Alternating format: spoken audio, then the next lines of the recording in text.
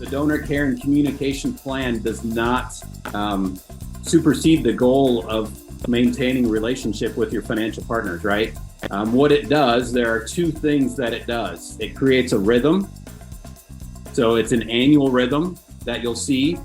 The other word is principle, that we've just created principle that our goal is relationship. And we want to operate out of relationship. Working with the local church to take the hope of Christ to every student in the United States. This is First Priority. Now here are your hosts, Steve Chirico and Brad Skelling. Well, welcome back, everybody, to another First Priority podcast. Thanks, Steve. It's good to be back. It is great to be here today. Be one of the many people listening to you chatter today. 100%. Many people. Wait, I think it's me chattering today. Oh, are you the loud one today? I am the loud one today. Sweet. Yes. So it's going to be a good show. It is. Very good. Very good. What do we got on the docket today, man? Well, we don't have any announcements. None? There's nothing behind the scenes going on? It's getting to be summertime. Yeah, facts. Registration for the spring meetings is closed. Yep. The applications for the scholarship are closed. Did we choose yet? Did we choose? No, we have not. Okay, just checking. We will begin working on that, or we have begun working on that. Now I'm just trying to figure out how to let my son down easily. So can you just let me know what you've chosen? All right, son number 2, son number 1. Exactly. So number 2 listens to this. Will you tell son number 1 that he does not qualify, even though he put an application in? Oh, it's great. Maybe Dave North, Dave North is big money, right? We'll just have him send a check. Yeah. Or Shannon. Yeah. We'll have Shannon from Kansas City send a check. Or, I got a good one, or Chris Lane. That guy's big dog, roof, right? Oh, have man. Chris down in South Florida send a check. Chris, what are you thinking, buddy? Man, this is getting good. I like that you're name dropping right now. Well, speaking of South Florida, can I tell a story? Yeah, you can tell a story. So South Florida threw up on their latest newsletter that they had a very cool thing happen at Jackson Middle School. So like threw up, not like, but no, it was good. In March's Invite Week, Jackson Middle School had 9 kids pray to receive Christ. Nice. And not only did they come to Christ, but then the follow-up happened, which is obviously the goal. Yep. Out of the follow-up, kids started getting connected to local churches and back into the club. And so the process doesn't always work that clean. Right. Sometimes it takes, 2 or 3 meetings before we follow up, 2 or 3 meetings before we get them plugged in. And the reality was this one just went. Yeah. And so they decided to tell that story at a club that, that needed a win and got one. Mm-hmm. So super fun. And they're handing out Bibles, and the kid comes back the next week with, the Bible in hand, held up high in the air, and super proud of it, which is awesome. It's huge, man. It is. So that's a fun story. It is a fun story. It's why we have Invite Week and Connect Week, right? That's part of the two of our core processes, and we're going to keep talking about some core processes in future conversations, but student-led, gospel-focused. Well, speaking of that, why don't you set up today's discussion that we had this morning online? So we had a discussion with our district staff just around more of our plans. So again, to give context, we have the traction system, right? It's coaching, helping us set quarterly rocks, annual goals, and what do we have to do weekly in order to achieve those goals. One of the plans that we have is the donor communication and care plan. Facts. So, money doesn't happen. Ministry doesn't happen without money. There you go. Money without ministry, kind of the chicken or the egg kind of. And money doesn't show up on its own. You've got to do the appropriate things and make sure that you're caring for those that want to partner or caring for those that may partner. Correct. And really today our plan, it comes down to relationship. And so we've got all the documentation. We've got a spreadsheet that outlines it with all the details and the timing and everything, and we've got an infographic to go with it for the picture book folks. Nice. And all of that kind of stuff. We'll put all that stuff down in the show notes for you so you can click in on that and look at it.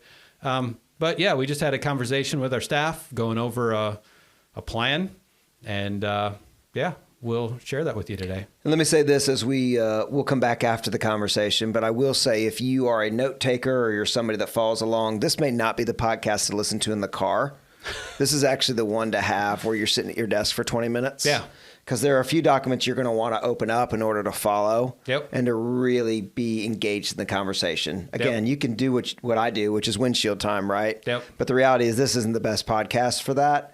It's better if you're sitting somewhere and can open up the links that we're going to put on the end. Correct. Yep. And there's some Dropbox links that are shared and things like that as well on the thing. You can go access it if you have access to that. Yeah, thanks for doing that. All right, well, let's jump into the conversation. We'll come back when it's over. Okay. but we have something called the Donor Care and Communication Plan. It's in Dropbox. If you go into city staff, organizational documents, district documents, and a policy folder, there's the depths of that document. Or if you just hit in your search button, Donor Care and Communication Plan, it should pop up there for you. And it's pretty much a spreadsheet that outlines what it looks like to walk through caring for and communicating with a donor. This is something, and just a caveat here, that's part of the Traction plan, right? It's Traction coaching. Traction tells you to write everything down, because as soon as we all come up with something is said in a room, well, how many of us are on here? 15 of us, 16 of us, 15 of us, 13 of us. I can do math. All 13 of us walk out with a different idea of what happened. It's much like a car accident, right? Two people get in a car accident and they both go into the cop car and tell the story of what happened, and they're both slightly different. The fact is that the accident happened. There's evidence in front of everybody that that happened, but how it happened gets told slightly differently. And so what Traction says is, yeah, you have meetings and you talk about how you want to do things, how you want to operate your ministry in our situation.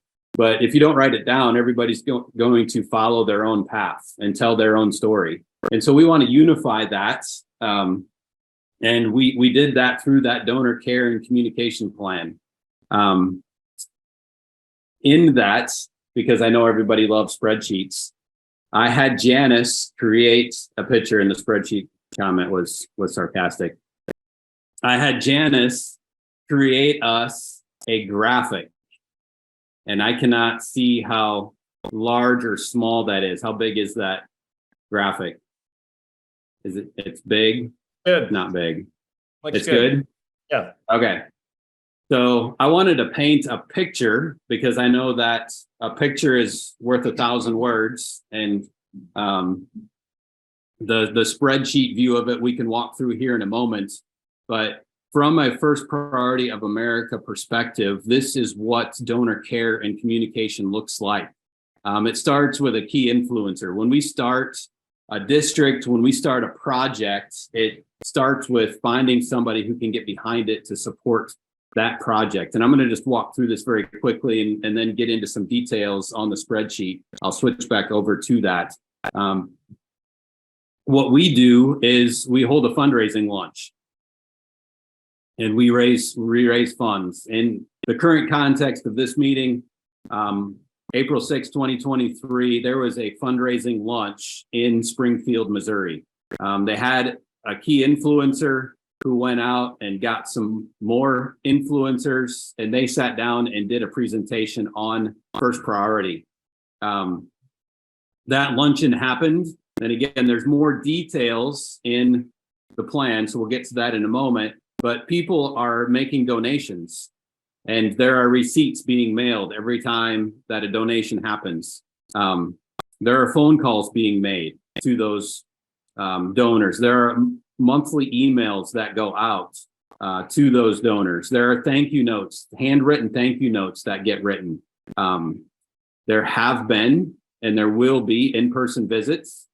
And once Springfield gets going, and now that it is, this December, there'll be a Christmas gift sent to them, thanking them for helping take the hope of Christ to every student in First Priority of the Ozarks, which is the official name of what Jeff Stanford is launching down there. So the picture is always to give us that high level view of what's going on. And we continue to try to put things in picture form so that we can do that and bring clarity to this. Now that's super small, probably. I'll try to make it larger on the screen for you. How's that? How am I doing?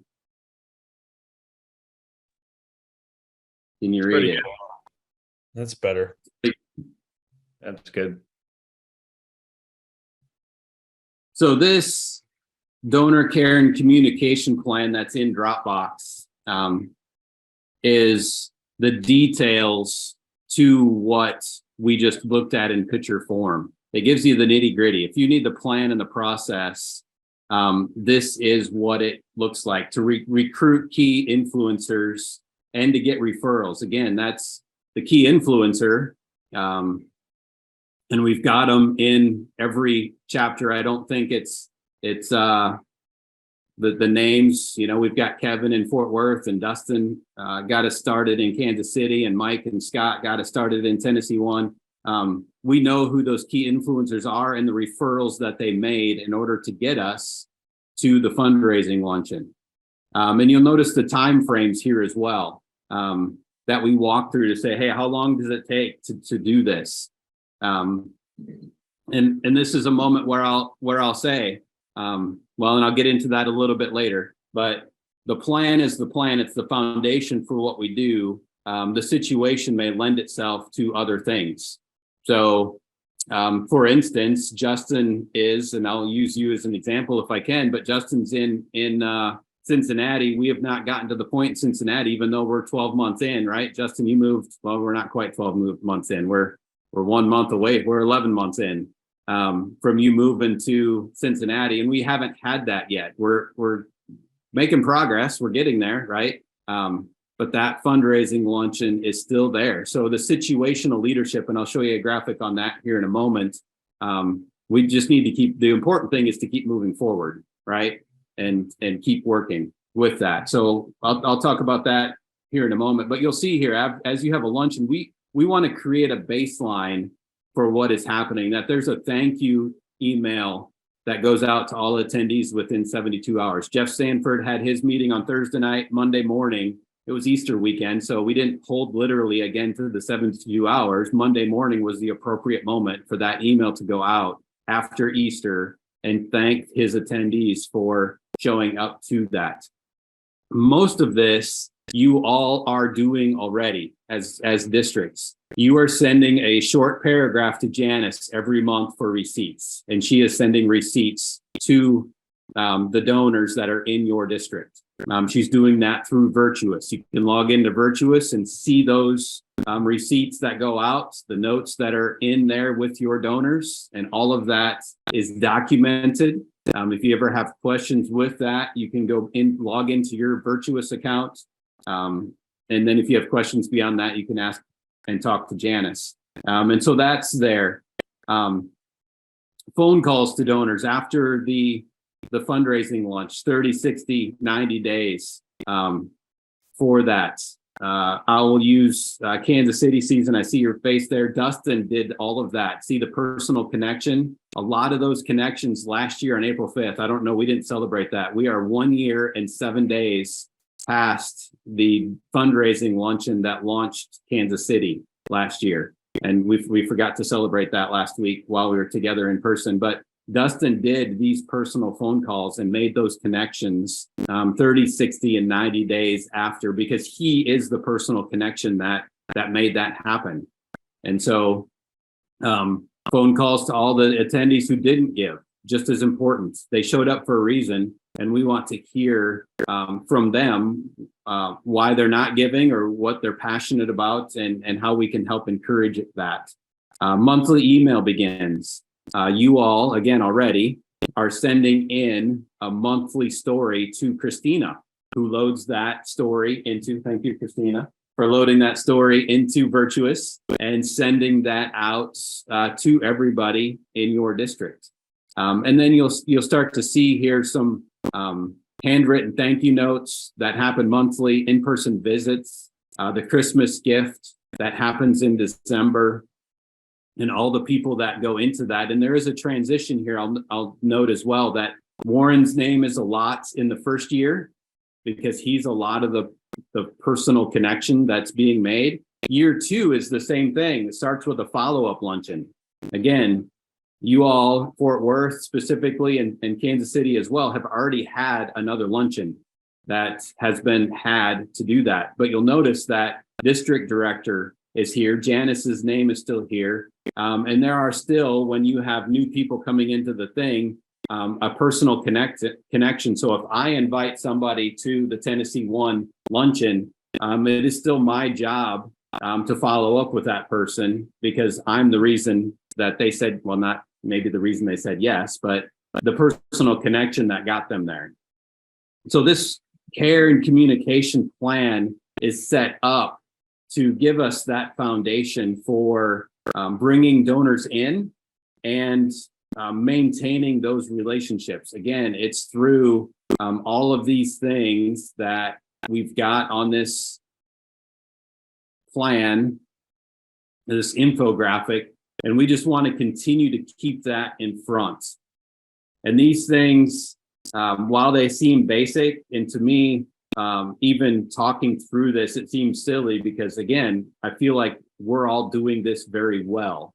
But again, this is part of the traction process, and I'm a systems guy, so we bring things to light every year. We tweak things every year. We customize it. We fit it into what we're doing to make things better continuously. I want to share a whiteboard. This is my first time on Zoom sharing a whiteboard, so we'll see how this goes. It was a little bit slow yesterday. It's a little bit faster right now, but it's another infographic that I made in reference to these plans that we have. We had this conversation in the quarterlies. Well, I have these conversations in the quarterlies all the time. We had a very specific conversation about this in Kansas City last week. In reference to our donor care, is this, everybody can see this? Well, okay, see a couple heads shaking yes, so I'll keep going. Donor care and communication plan. Our goal with the donor care and communication plan is to have a relationship with our financial partners, right? We're here because of them. We couldn't wake up every day to take the hope of Christ to every student without them. And so we want to be thankful to them. What you just saw is a plan. In very small words down below that big word plan, it says the plan doesn't supersede the goal. It establishes a foundation for it, right? And we expect the plan to be followed, but we also know that it is the foundation for helping us all know what we need to do. Not all of us fundraise. When I came on staff with First Priority, I had to raise support in order to do that. And I'd never done it before. My parents had asked me before I did it, like probably 18 months before I came on staff, if I ever thought about doing a ministry that would require asking people for money. And I said, no, I never want to do that. And what this did, what I learned is about the phone calls and about the letter writing and about all the things that went into making it happen. This was the plan, and I learned it on the fly. What we don't eliminate in this situation is innovation or situational leadership, because what the plan doesn't know is whether or not your donor likes to get phone calls or text messages or emails better, right? What way does your donor, what does your financial partner respond to the most quickly? There have been times when I've sent emails and don't get anything. I send a text message and I get a response in 30 seconds. And I need to learn that in that situation for that donor, that's what happens. There's some people that don't like text messages. And I've actually reached out to people through Facebook message. And it's like, this seems a little bit weird. And I currently personally don't have Facebook Messenger on my phone, so I don't use that anyway. But the plan, the donor care and communication plan, does not supersede the goal of maintaining relationship with your financial partners, right? What it does, there are two things that it does. It creates a rhythm. So it's an annual rhythm that you'll see to say, hey, we've got a luncheon that happens once a year. We're going to send them a Christmas gift once a year. We're going to make sure we visit everybody in person once a year and do those things that creates that rhythm for us so that we can make sure that we're maintaining those partnerships. When I went to a class one time on raising funds, one of the things they said is if you send a monthly email to a donor, you will maintain that relationship exponentially longer than if you don't. And so I took that words, and that's why we send monthly donor emails. It's because best practices say, if you create that rhythm then you're going to maintain your donors. Where if you don't, after a year, you'll see them start to drop off. The other word is principle, that we've just created principle, that our goal is relationship. And we want to operate out of relationship because, we have people and our donors, our financial partners are people too, right? There was a guy who flew in with one of our board members to one of our board meetings who has nothing to do with First Priority. He was actually a part of a different ministry.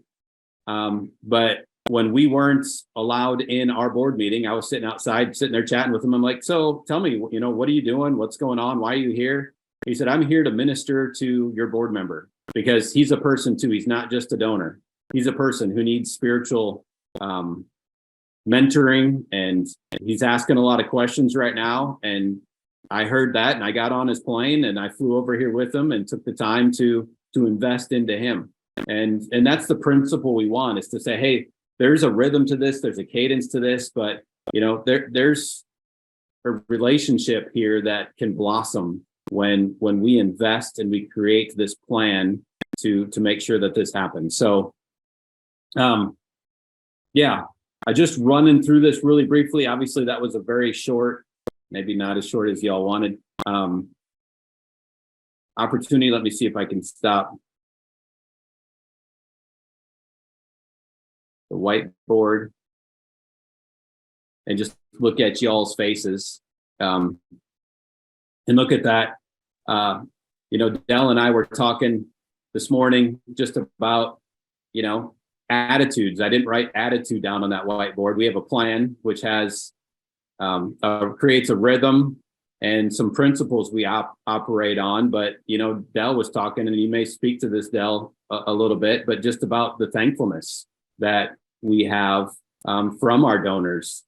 I know for me, I get nervous, and I'm thinking about me a lot when I'm raising funds and talking to donors, even if I'm not the one who's talking to donors. When I get to a board meeting, I get a little nervous because I know that, without these guys, First Priority of America wouldn't be in existence. And I don't walk in with an attitude of gratitude. So yeah, you want to speak to that a little bit, Dell? Yeah, if you don't mind, pull up that short outline too on the face-to-face meeting. Okay. It's My real internet simple. was bad. It's pulling that up, fault. Go Okay, ahead. fine. I can fill the time. The outline that we're going to show is very simple. The first thing that Brad was talking about there is just having that attitude of gratitude. The first thing we want to do when we have a face-to-face meeting with a current donor, we're talking about current right now, is thank them. Thank them for what they've already done. In the course of doing that, we're going to share with them that, hey, this is what your investment has resulted in. It's the ROI. We're talking about, you've heard me say it before, statistics to reach their heads, stories to reach their hearts. I hope you get tired of me saying that. I hope it becomes so second nature. It's like, okay, here's Dell saying that same thing again for the 1000th time. But it really is true. Even talking with Dustin the other night when we were traveling to Springfield from Kansas City, he agreed. You've got to have the statistics to share the broad scope of the ministry. What difference is it making? But if you stop there, it's very institutional and stale. We got to bring those numbers to life. Well, the way you bring numbers to life is you share stories. You let the donors know that each of these statistics represent a soul. It's a person. If you just share stats, it's institution stale. If you just share a story, they wonder, okay, is that your sugar stick story and that's all you've got? We want to know if you've got both. So it's a both and. First thing, be grateful, thank the donor. Then be accountable. Share with the ministry partner stats and stories. Next, be intentional and ask the donor to increase their financial partnership. Don't be afraid to do that. If you've had a great ROI this year, and by the way, we're expecting at least one annual face-to-face donor meeting. It doesn't mean that you aren't doing the monthly newsletters. We're expecting that that's happening. It doesn't mean that you can't text them randomly. Again, we're expecting that that's happening. Doesn't mean that you can't call them, especially if you've got a birthday or anniversary or anything like that that you know about. That's a great time to make a touch point with the donor. We're talking, though, about the face-to-face, and ask them to increase. Would you prayerfully, we appreciate that you're doing, let's just say, $100 a month. Would you and your spouse consider increasing that to $200 a month? Or just leave it open-ended, increase it. Next, be intentional to ask the donor to provide just one new prospective financial partner. They might have several, but walk away with at least one. We're asking them to make it a warm handoff. So they're not just giving you a name, a cell number, and hopefully an email, because you need all of those to try and set up the face-to-face meeting. But will you make the handoff? Will you send them a text, copy me on it, and introduce us? At that point, it's up to me to run with it. And finally, and this is why we want to bookend this, end with what Brad just shared the story of, minister to that donor. Ask them for personal and or professional prayer requests. Really press in on them on this. Say, I really want to pray for you. I'm not asking for, just a general, everything's good, or you can pray for business to grow. Is there anything coming up that I can pray about? An important meeting, client interaction, whatever. And here's the real kicker: follow up on that prayer request. If they're having an important meeting on Friday, man, text them the night before, the morning of, whatever you think is going to be more effective, and let them know, I'm praying for that 10 o'clock meeting today. After that meeting comes and goes, maybe later on, just send them another text. Hey, how'd the meeting go? Hope it went well. Something like that. You're building a relationship. Because what we're talking about here is relationships and communications. Relationship and communication, that's really the crux of every person's business, every donor, every ministry. We've got to do both of those two things well. Questions or comments on that? Again, it's pretty simple, but what's that stirring up in you? I hope it's something that you've already been doing. Maybe it's a reminder to do some things that you haven't been doing. Anybody? Thoughts, comments? Question. Yeah. Steve. In your conversations with all of us out there, what is the one or two things that you are finding that are the toughest to do for our directors and our coordinators in this list of things that Brad has given us? What are the ones that seem to be the ones that don't get done, even though best intentions want them done? You're talking about the process that he's walking us through this morning? Correct.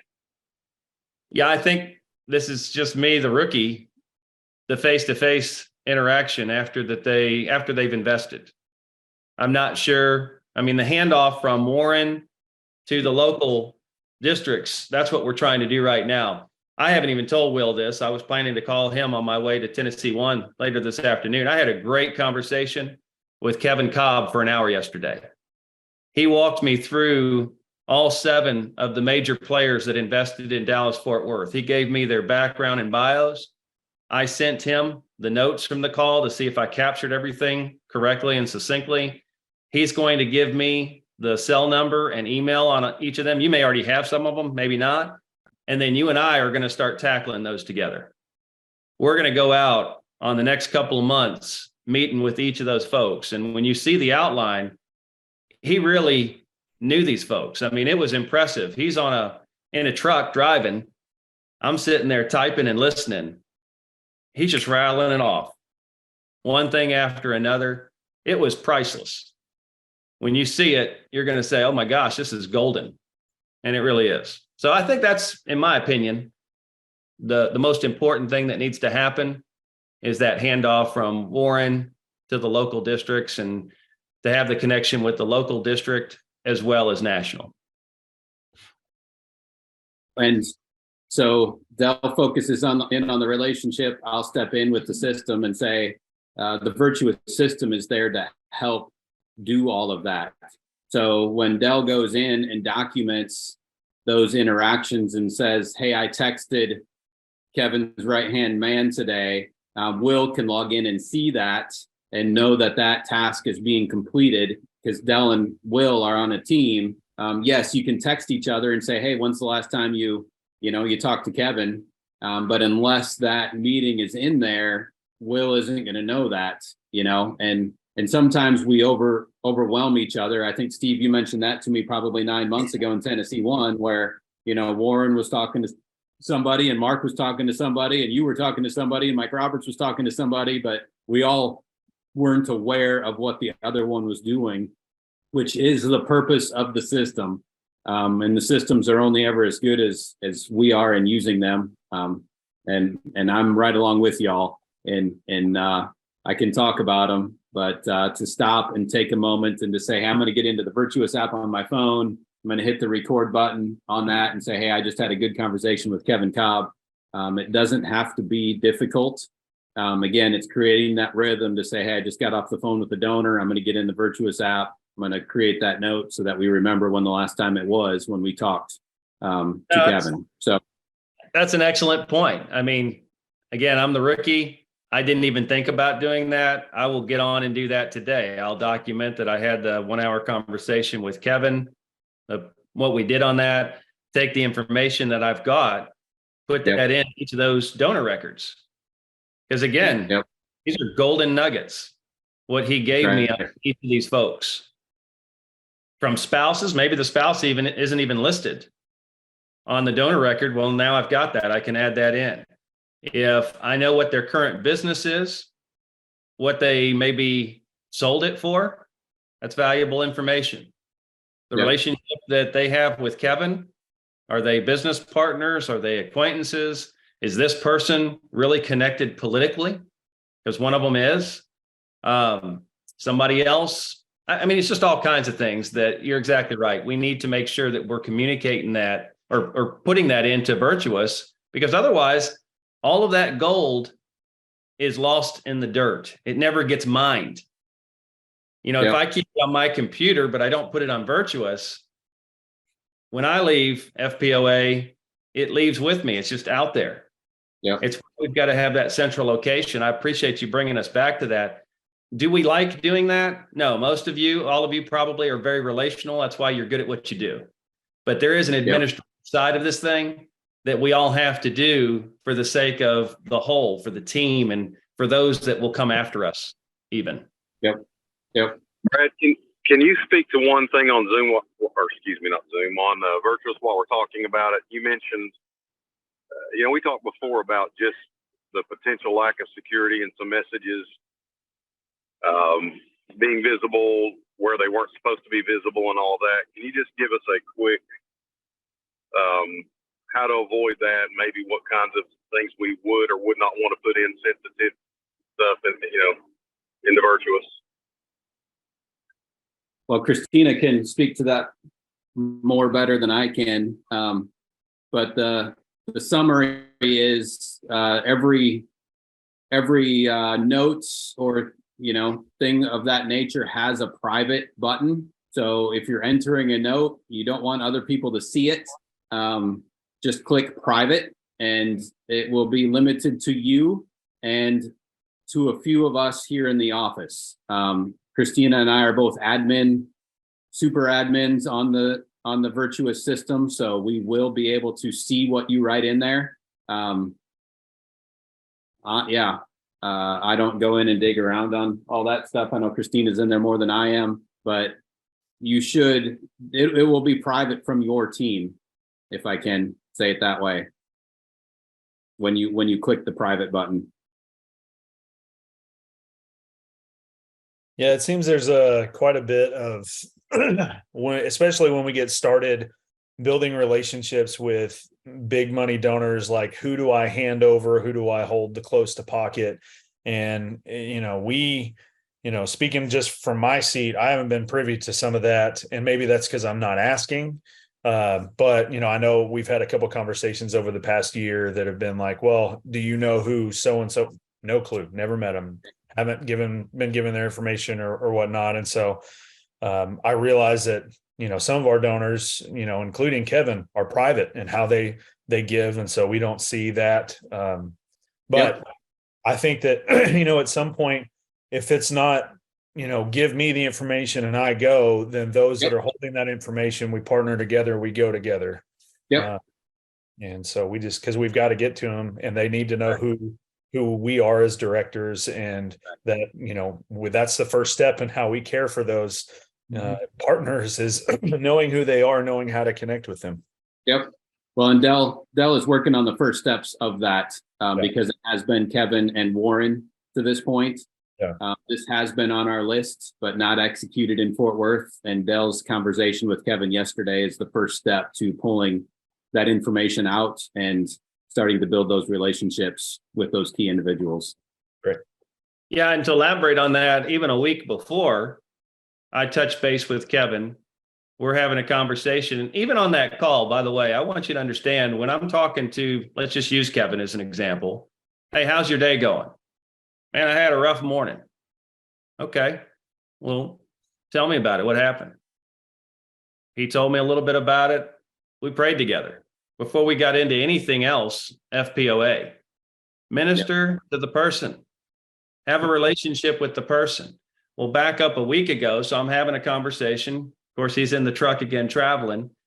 We're talking through things. And I said, hey, would you be comfortable walking me through the donors that you had brought to the table at the luncheon, giving me some background and bio on them?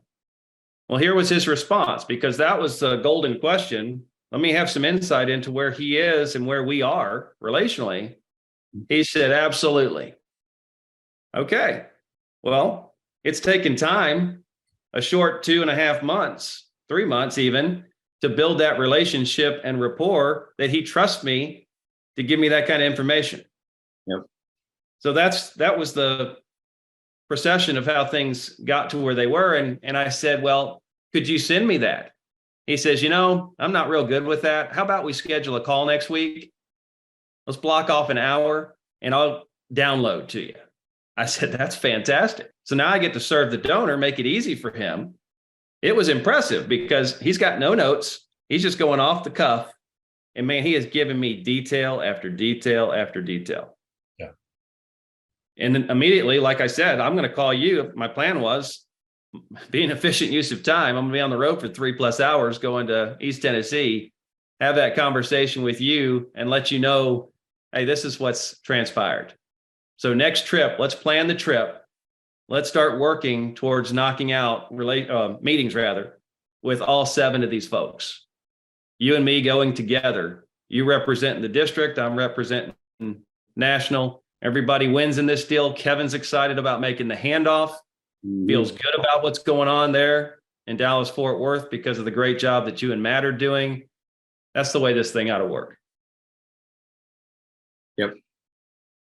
Well, and this is why this thing came about, was because what Will said about that handoff from national to the district guys. There was no community care. There was no donor care happening because that handoff hadn't happened. So this is why this is necessary. And we felt like after a year and we didn't reach out to the donors that had given to start Fort Worth. That's why this is necessary. So I think Brad and them have done a great job putting this thing together, because we don't want somebody missed or to not feel appreciated. Some people need their ego stroked a little more than others. And guess what? If we don't have a plan, then they're going to get missed. So we want them to be continual donors. So that's why this thing came about. And I appreciate Brad for putting this together. Yeah. And to elaborate on that too, Shane, one of the donors, won't mention names. The term was, this one could use a little more pampering. He likes pampering. Somebody else, they don't need that as much. So got those kind of notes that will help you, because you can't keep it all straight in your mind. I don't care how smart you are. You've got to have written notes. It's like the Chinese proverb says, weak ink is better than strong mind, strong memory, which goes back to virtuous. We've got to make sure that we're documenting this stuff for our own good and our own sake, as well as those that come after us. No, that's one that I'm going to share. Weak ink is better than a strong mind. It's better than, my mother-in-law driving over a cliff in my new car. Sorry, David. I think that's a Proverbs 32. Proverbs 32. There you go. But East Tennessee's got a different kind of analogy there. They do. Right. Cool. Good questions. Good conversations. Anything else? What else is out there?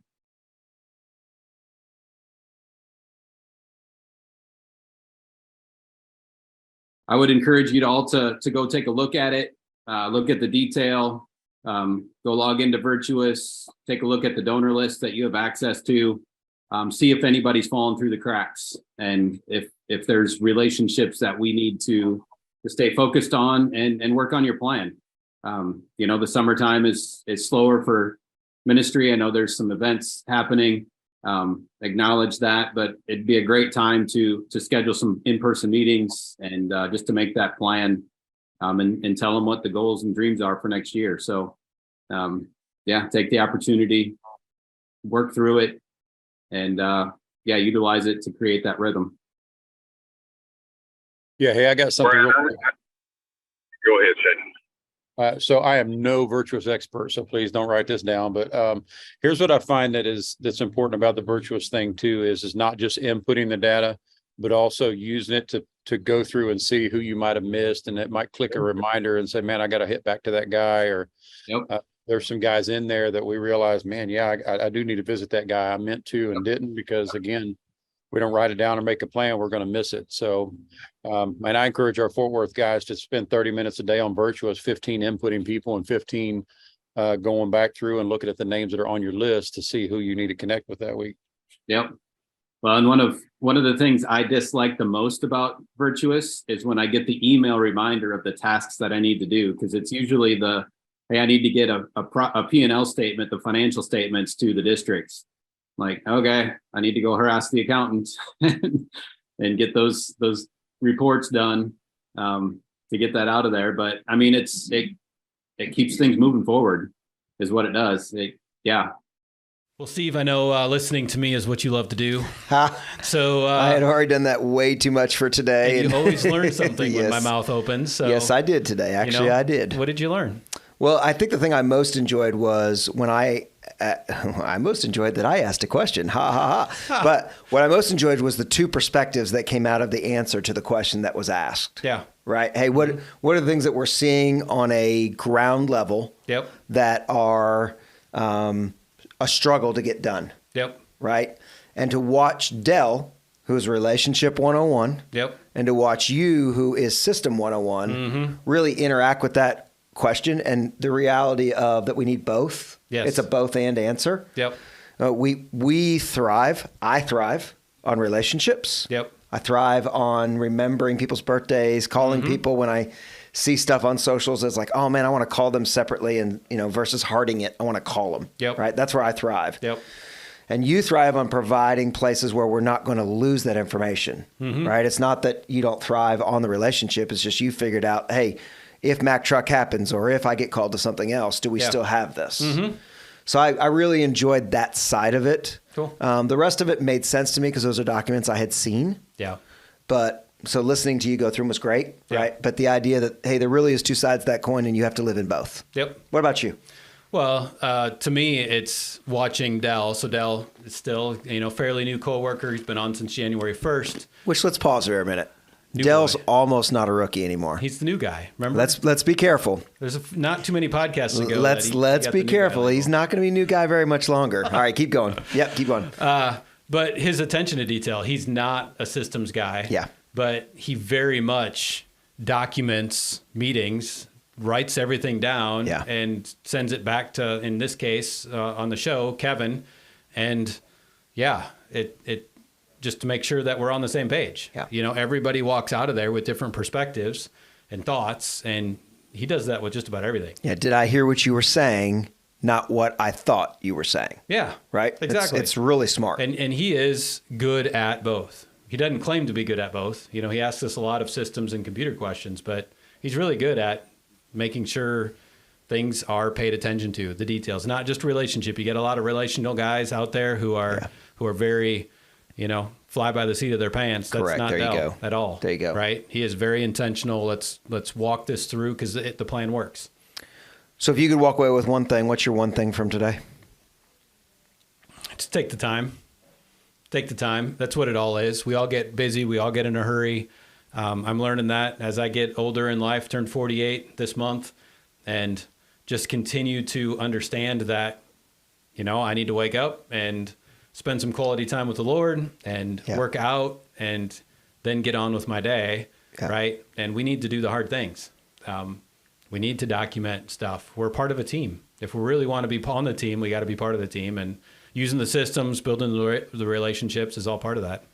Now, I was reminded of my conversation with Justin Terrio on Monday, which we do each Monday just as two guys, right? And so in talking to Justin about Cincinnati's work and then what I'm doing here in Nashville, I was reminded as you guys were going through the plan that the plan works. Yep. Right. We're really good at saying the gospel works because it does, but the sharing of the gospel, the sharing of people being able to like the plan works. And so what's been laid out before us, those of you, my one takeaway was those of us who are on today listening or interacting with this conversation, make sure you hit those links. Yep. Make sure you open up that Dropbox. Make sure you take a look because it's not 18 pages. It's not. Right. It's not even one 4 each. pages. One each. Right. It's one each, which is really, really helpful for guys like me that major on being in conversation and then not thinking about it afterwards. Well, and we made it one page, but it's still about the time. Yeah. We don't want you to be reading stuff. We want you to be evaluating. Did I make the phone calls I needed to make this month? Did I send the thank you notes that I needed to send? Are the receipts going out? And all of the things that go into that, it's proven, not just by us, but by every nonprofit out there, that if you maintain relationship, you'll stay in relationship. And so, don't let things fall through the cracks and work the system. Yeah, this is kind of a Dellism, but what you evaluate, you activate, right? What you figure out what you're not doing, you can activate to start doing it. That's right. But if you don't ever evaluate it, it's tough to know what you're not doing. I don't like the new word. I just said it. Dellism. It's a Dellism. Adelism or not Dellism? Adele? It's a Dellism. Don't crush it. I think it's excellent. Is it a computer or a singer? Anywho, all of you joined us in the podcast today. We're super grateful for it. Thanks, Brad, for being here. Yeah. Good job leading this morning. You as well. Thank you. Enjoyed every minute of it. Everyone listening, thanks for following along, being a part of the movement. And until next week, we'll see you soon. See you soon.